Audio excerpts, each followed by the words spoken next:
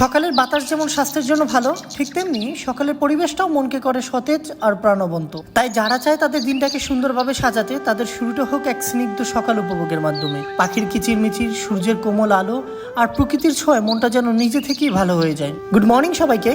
আজ নামাজ পড়ে বেরিয়ে পড়লাম এক শান্তির সকাল খুঁজতে। চলতে চলতে ভাবলাম বাজারটাও করে নেওয়া যাক। সকালে বাজারে আসতে আমার দারুণ লাগে। এই বাজারটা আমার বাসার পাশেই। ভোর থেকেই গ্রামের মানুষজন তাদের বাসায় উৎপাদিত শাকসবজি, ফলমূল, দেশি মুরগি আর যার যা কিছু বিক্রয়যোগ্য রয়েছে সেগুলো নিয়ে রাস্তার দুধারে বসে পড়ে। এটা শুধুমাত্র একটা বাজার না, এটা এক টুকরো গ্রামের মাটির গন্ধে ভরা জীবনের ছোঁয়া। বাজার শেষ করে বাসায় ফিরলাম। আজ আমার আবার একটা পরীক্ষা আছে। দুপুরে লাঞ্চের পরে বরিশালের উদ্দেশ্যে বেরিয়ে পড়লাম। আড্ডাখানা থেকে এক কাপ চা হাতে নিয়ে বাসে উঠলাম। বাসের জানালার পাশে চা হাতে নিয়ে প্রকৃতি দেখতে দেখতে চা খাওয়ার মাঝে আমার এক অসম্ভব মানসিক শান্তি রয়েছে। আর পটুয়াখালীর চিড়ে ভাজা, সে তো আমার শৈশবের ভালোবাসা। স্ট্রিট ভেন্ডররা যদি চিড়া ভাজা নিয়ে বাসে ওঠে, সেটা দেখলে আমি আর মিস করি না। ইউনিভার্সিটিতে পৌঁছাতে না পৌঁছাতেই পরীক্ষা শুরু হয়ে যায়। পরীক্ষা শেষ করে একটু রিফ্রেশ হওয়ার জন্য চলে গেলাম 30 গোডাউনের নদীর পাড়ে। সেখানেই চোখে পড়লো সাইদুর বাইরের সুখ্যাত চানাচুর ভাজা আর মুড়ি মাখা। সেটা ট্রাই করলাম। সন্ধ্যার সময় 30 গোডাউনের চারপাশের সৌন্দর্য যেন হৃদয় ছুঁয়ে যায়।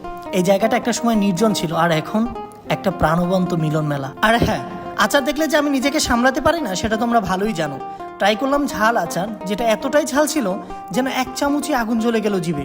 এরপরে দুই বন্ধু মিলে ট্রাই করলাম কালো জামের আচার মাখানো, যেটা মজাদার ছিল কিন্তু ঝাল থেকে রেহাই পাইনি। তাই শেষমেশ পানি দিয়ে সেটা ইলিমিনেট করার চেষ্টা করলাম। শুরু করেছিলাম এক কাপ চা দিয়ে, আর শেষ করলাম এক কাপ অসাধারণ চা দিয়ে। এই চায়ের মধ্যেই ছিল দিনের ক্লান্তি, আনন্দ আর একরাশ শান্তি। এভাবেই কেটে গেল আজকের একটা সকাল, একটা দিন, যেখানে ছিল প্রকৃতি, শান্তি, নিজের জন্য কিছু মুহূর্ত আর কিছু মজার মন ভরানো স্মৃতি। পরের সকালে আর একটা গল্প নিয়ে আবার দেখা হবে। ততক্ষণ পর্যন্ত ভালো থাকো, নিজের সময়টুকু উপভোগ করো। Good morning.